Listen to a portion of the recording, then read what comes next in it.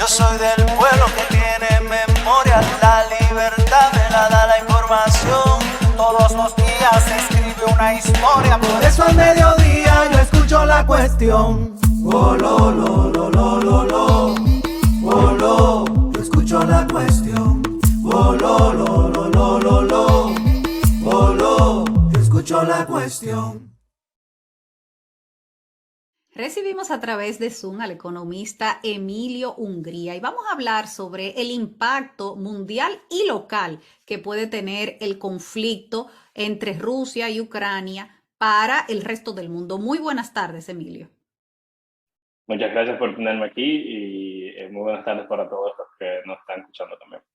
Bueno, el presidente Luis Abinader ha convocado para las 2 de la tarde a su gabinete económico y han dicho que van a analizar la situación y a tomar medidas especiales que se van a anunciar este 27 de febrero para tratar de sobre proteger la economía dominicana. Y vamos a empezar por ahí. Vamos a empezar por la repercusión que este conflicto puede tener para nuestra economía. Claro, bueno, tal vez por empezar sobre la economía dominicana, lo primero que hay que saber es qué representan Rusia y qué representan Ucrania, vamos a decir, dentro de la economía mundial que nos puede afectar.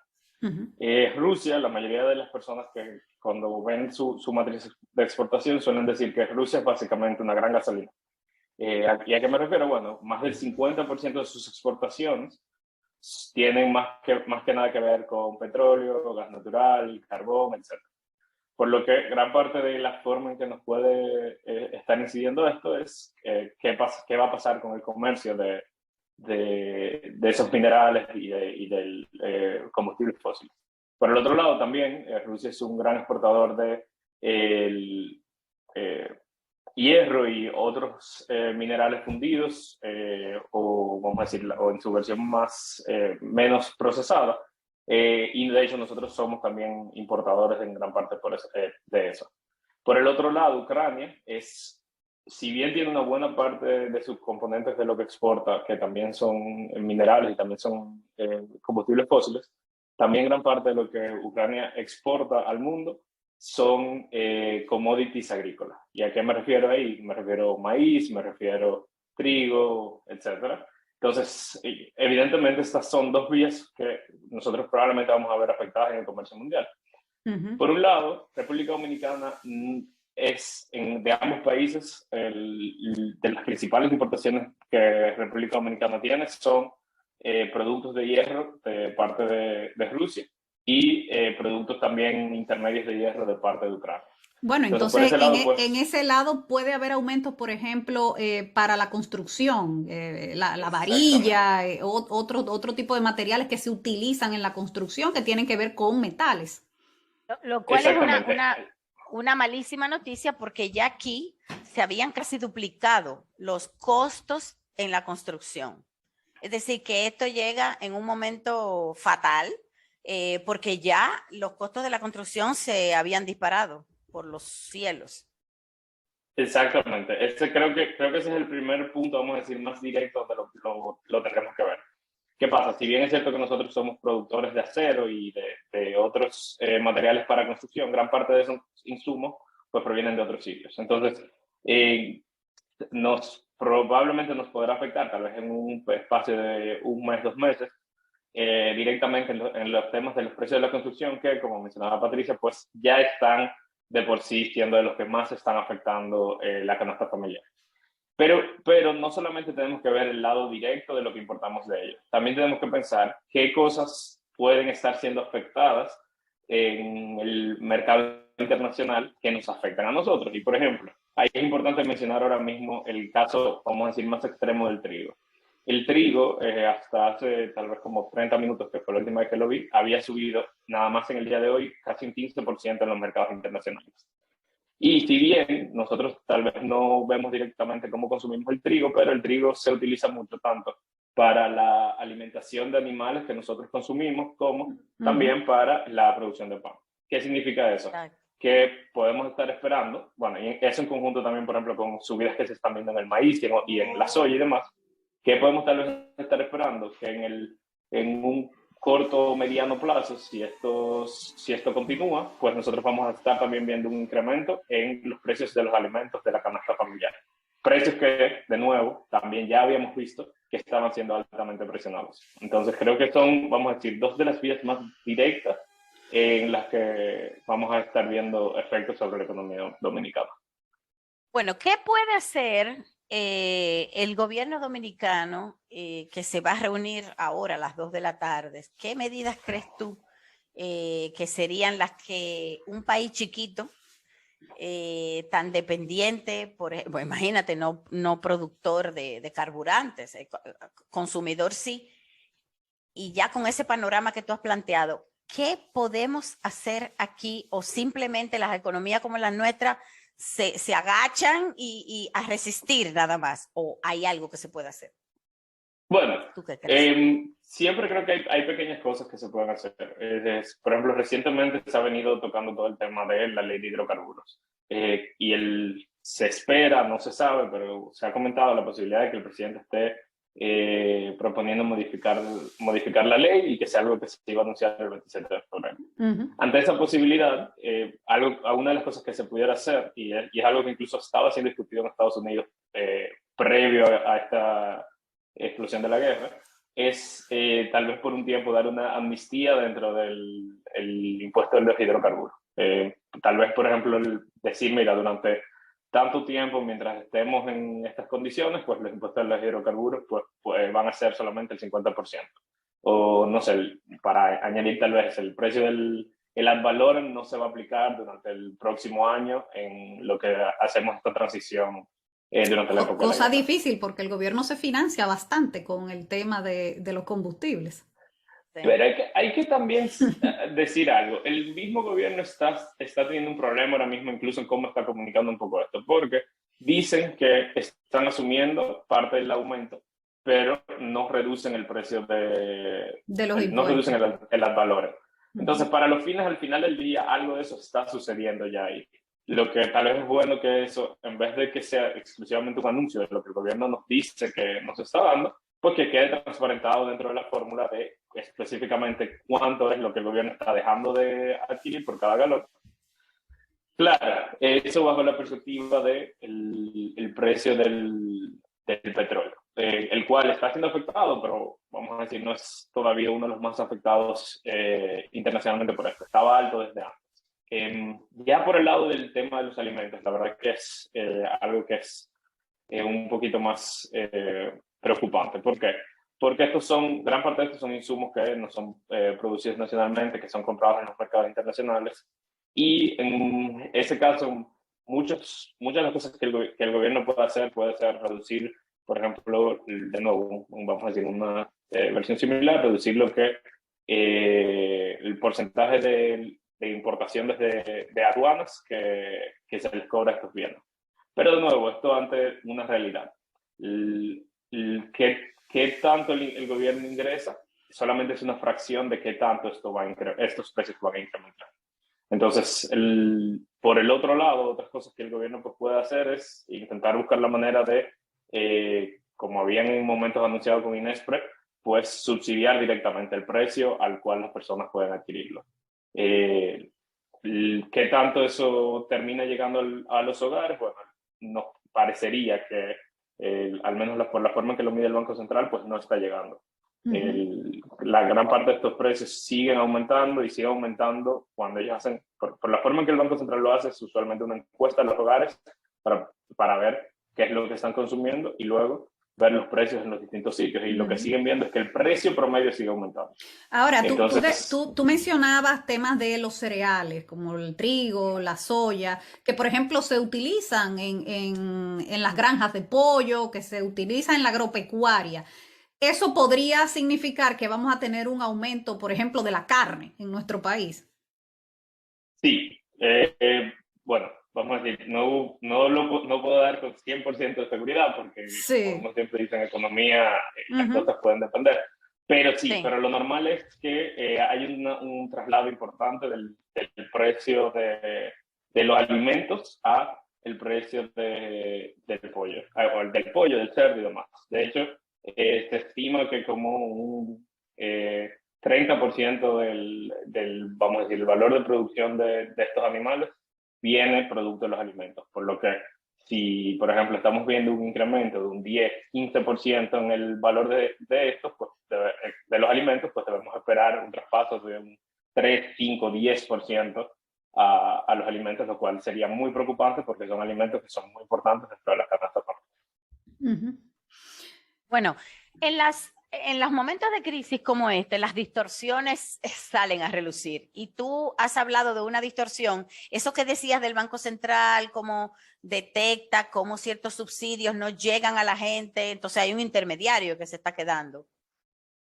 Bueno, me gustaría que tú explicaras un poquito mejor eso. Eso no tiene que ver con la guerra, pero si ahora viene la guerra, eso sale a relucir y entonces es un buen momento para corregir eso. Claro, bueno, eso es tal vez para dar un poco más para atrás. Lo que digo, cómo el Banco Central suele medir los precios bueno, vamos a decir, la canasta familiar. Se hace una encuesta, en esa encuesta se ve qué es lo que la gente consume y de dónde la gente lo consume, y luego entonces se revisa los precios en esos sitios donde las personas lo están consumiendo. ¿Qué sucede? El gobierno puede en ciertos momentos decir, como ha dicho recientemente, bueno, pues vamos a hacer una intervención y en las guaguitas Nestlé los va a estar vendiendo más barato. Pero ¿qué sucede? ¿Qué tanto de todo lo que se compra es lo que se vende en las guaguitas de Nestlé? ¿O qué tanto, por ejemplo, otra intervención que a veces hace el gobierno es, no, vamos a ayudar a los productores para que puedan producir más, esto y aquello? Pero ¿qué entonces nosotros vemos? Primero, tú tienes que ver al final del día es qué le está llegando al consumidor final. No me importa si en una guaguita, en un sitio lo pusieron $1, si la gran mayoría de las personas lo están comprando a $10, pues ese es el precio. Pero por otro lado, también tenemos que recordar, la inflación es el cambio. Entonces, si antes yo lo compraba a $2 y tú me dices, bueno, y ahora lo estoy comprando a $2.5, pues eso sigue siendo un incremento de un 25%. Aun cuando es cierto que lo estoy comprando a $2.5 yo, vamos a decir el plátano, versus en el supermercado que esté aquí. Tal vez es cierto que la guaguita está más barato, pero aún así ha incrementado. Bueno. El otro tema, y creo que ahí vamos al un punto clave con los intermediarios, y eso se puede ver en la página creo que es el Ministerio de Agricultura, el Ministerio de Industria y Comercio.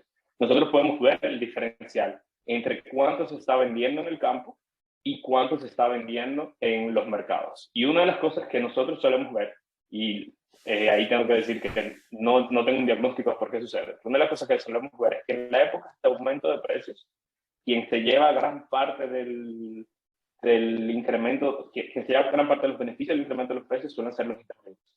¿Por qué? Porque muchas veces, y no sé si ustedes se han fijado, nosotros vemos que las personas se están quejando de que los precios están caros, al mismo tiempo que los productores se están quejando de que no están pudiendo vender a precios más caros. Entonces, ¿qué pasa? Bueno, que tiene que haber algún grupo en el medio que de una u otra manera es el que está empujando eso. Entonces, pues yo creo que algo de lo que también el gobierno siempre puede intentar ver es quiénes son estos intermediarios, cómo nosotros podemos tal vez hacer esos mercados más competitivos, cómo podemos ayudar a que este margen de intermediación pues no continúe creciendo. Bueno, conversando con el economista Emilio Hungría sobre los efectos económicos que puede tener la guerra en Ucrania para el mundo y República Dominicana. Y dejamos una pregunta antes de irnos a la pausa, y es sobre el impacto que esto puede tener en las monedas. Una guerra en un país europeo, ¿cómo puede esto afectar el euro? El dólar, sanciones anunciadas de parte del presidente Biden hacia Rusia, incluidas sanciones financieras. ¿Cómo esto puede impactar el precio de las monedas? Y eso, por supuesto, como impacto para República Dominicana. Claro. Bueno, tal vez ahí el primero que hay que hablar es del rublo ruso, que tal vez no tiene un impacto directo, pero es una muestra de cómo los mercados han venido reaccionando. Nada más en la última semana hasta ayer, el rublo ruso había perdido 10% de su valor que ya venía perdiendo durante el resto del año. Es decir, los mercados estaban reaccionando, entendiendo primero que el riesgo de que Putin tomara acción era que cada vez continuaba a ser más alto, y segundo, que pues bueno, por un lado que esto no iba a ser necesariamente bueno, al menos en el corto plazo, para su economía, y segundo que las sanciones pues evidentemente le iban a afectar. Eso por ese lado. Ahora, por el lado del peso dominicano, ¿qué ha venido pasando con el peso dominicano en lo que va de año? peso dominicano se ha venido apreciando. De hecho, tal vez el mejor inicio de año que ha tenido el peso dominicano en términos de su valor. Estaba vendiéndose en la mayoría de los bancos, pues se podía comprar por debajo de los 57 ayer. Y de hecho la tasa promedio del Banco Central, que calcula en base a todas las transacciones, pues estaba por debajo de los 56. O sea que entendemos que había, vamos a decir, pocas presiones de este lado. Y a eso le sumamos el hecho de que el Banco Central tiene ahora mismo de sus niveles más altos históricos de las reservas internacionales, pues vamos a decir el peso dominicano estaba en una muy buena situación. Sí, lo que pasa es que empezaron los bombardeos, entonces, y ahora. Exacto. ¿Qué pasa hacia adelante? Bueno, lo normal es que al menos en el corto plazo, lo primero, no sabemos qué tanto va a durar esta guerra, ni qué tan grande va a ser. Entonces, evidentemente que aquí hay que hilar un poco fino con los pronósticos. Pero lo normal es que en el corto plazo el movimiento sea hacia las personas querer buscar o poner sus depósitos en monedas fuertes. Monedas fuertes, usualmente pensamos en el dólar, en el euro y en la libra esterlina. En particular, creería que dentro de todo ese grupo, pues el euro tal vez va a estar un poquito más débil por el mismo hecho de que la guerra está, vamos a decir, en su patio. Así que lo que debemos continuar esperando es que el dólar probablemente se empiece a fortalecer en los mercados. De hecho, eso es lo que se está viendo hoy con respecto a la mayoría de las monedas. Y eso, pues evidentemente, un fortalecimiento del dólar con respecto al peso, pues implicaría depreciación. Como estábamos en una tendencia de apreciación, pues yo lo que esperaría tal vez es que esa tendencia se detenga por un tiempo. Y ya dependiendo de, primero, qué tanto el Banco Central esté dispuesto a intervenir en los mercados para defender dicha depreciación, como qué tanto y qué tan grande, qué tanto duro y qué tan grande sea esta intervención militar, pues entonces nosotros ya pudiéramos pensar en tal vez una depreciación más fuerte en un mediano plazo. A propósito de una recesión más fuerte, porque todo esto es con el escenario que tenemos ahora mismo. El escenario de ahora mismo es Rusia atacando Ucrania, pero ya la OTAN anunció que van a activar sus planes de defensa por la invasión a Ucrania, lo que quiere decir que otros países a través de ese organismo van a entrar también en ese conflicto. Entonces, ¿cómo cambia el panorama ahí? ¿Cómo cambia el panorama dependiendo de cuáles otros países entren ahí también? Claro. Y bueno, lo primero ahí es, hay que decir, Ucrania no es miembro de la OTAN, entonces no hay bueno, y parte de hecho de las discusiones ahora mismo era justamente la posible membresía de la OTAN. ¿Qué sucede? Ahora mismo la OTAN ha activado consultas en base al artículo 4. Y el artículo 4 es básicamente que creemos que la seguridad o la seguridad de fronteras o la seguridad de manera general puede ser afectada en alguno de nuestros miembros. Y evidentemente eso lo puede decir, por ejemplo, Polonia, que hace frontera con Ucrania. ¿Qué sucede? Ante esta situación, usualmente las intervenciones del artículo 4 son menores a las intervenciones del artículo 5, es decir, cuando tú atacas directamente a tu miembro de la OTAN. Pero sí se suele ver algún tipo de intervención militar. Entonces, Putin ha sido muy específico diciendo que este es un conflicto en el cual nadie más se debe meter y que si se mete, pues que eso conllevaría consecuencias históricas, dijo él. Exacto. Consecuencias históricas. Y que está preparado para cualquier giro que pueda dar la situación. Y es importante señalar que, como lo han interpretado muchos de los expertos en seguridad internacional, es que él está hablando específicamente de las bombas nucleares, esas que son definitivamente consecuencias históricas. Entonces, ¿hasta qué nivel puede llegar ese conflicto? ¿Hasta qué nivel Putin esté dispuesto a continuar y a utilizar armamento contra directamente países de la OTAN? ¿Y cómo entonces reaccionarían? Pues definitivamente incrementa la incertidumbre dentro de este escenario. Y ahí tal vez quiero mencionar un poco que el hecho de dónde se supone que iba a estar la economía en 2022. El FMI había dicho recientemente en enero que la economía mundial iba a crecer aproximadamente un 4.4, que Estados Unidos iba a crecer aproximadamente un 4, un nivel considerablemente alto para un país que suele crecer 2,5. Y entonces vamos a decir, teníamos un panorama más o menos bueno donde estaba atacando la inflación. Y dado que estaba atacando la inflación, se esperaba que la Reserva Federal, al igual que hizo el Banco Central, la Reserva Federal en Estados Unidos, al igual que hizo el Banco Central aquí recientemente, pues subiera tasa de interés para intentar controlar la inflación. ¿Qué pasa? Ante este escenario, pues, como estábamos mencionando, podemos esperar que muchos commodities sigan subiendo de precio. Cuando esos commodities suban de precio, pues evidentemente empuja a que la inflación en Estados Unidos también suba. Pero al mismo tiempo, tenemos que esperar que esta incertidumbre afecte a la economía de manera negativa. Entonces, ¿cómo la Reserva Federal va a reaccionar a esto? Uno esperaría, por el lado de la inflación, que lo haga subiendo las tasas de interés para frenar un poco la economía, pero entonces es una economía que ya está frenando.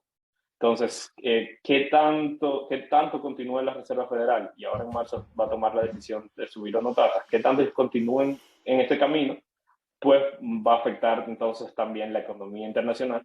Específicamente la economía de Estados Unidos nos impacta mucho a nosotros porque es nuestro principal socio comercial, pero de manera general, si vemos una ralentización de la economía en Europa, en los países que no están ahora mismo en conflicto y demás, pues entonces también ahí pudiéramos estar viendo un panorama aún más preocupante para la República Dominicana dentro de este año. Bueno, en fin, que la recuperación económica mundial, que ya empezaba a sentirse después de 2 años de pandemia, se puede ver seriamente afectada por este conflicto, Emilio. Sí, y definitivamente, o sea, creo que eso es algo que todos sabemos.